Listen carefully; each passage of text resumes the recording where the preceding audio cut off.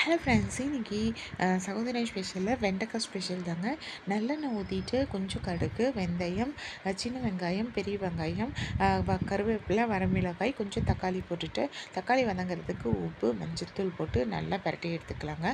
அது நல்லா வதங்கினோடனே இந்த மாதிரி வெண்டைக்காயை வந்து குட்டி குட்டியாக வந்து சாப் பண்ணி எடுத்து வச்சுருக்கேன். அதுலேயே கொஞ்சம் மஞ்சள் தூள் போட்டுட்டு கொஞ்சம் சில்லி பவுடர், மிளகாய் தூளும் போட்டுட்டு தென் கொஞ்சம் சிக்கன் மசாலா கொஞ்சம் மணத்துக்காக போட்டுக்கலாம்.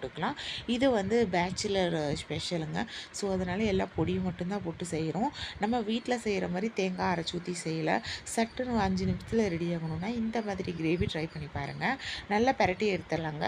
வெண்டைக்காய் வந்து எண்ணெயில் நல்லா வதங்கின உடனே கொஞ்சம் நேரம் வந்து லைட்டாக தண்ணி ஊற்றி ஒரு 5 நிமிஷம் மூடி போட்டு மூடி வச்சிடலாங்க. எடுத்து பார்க்கும்போது எண்ணெய் நல்லா திரண்டு வந்துருச்சு. இப்போ கொஞ்சம் புளி தண்ணி ஊற்றி ஒரு கொதி விட்டு இறக்கினீங்கன்னா பேச்சுலர் வெண்டைக்காய் குழம்பு ரெடி.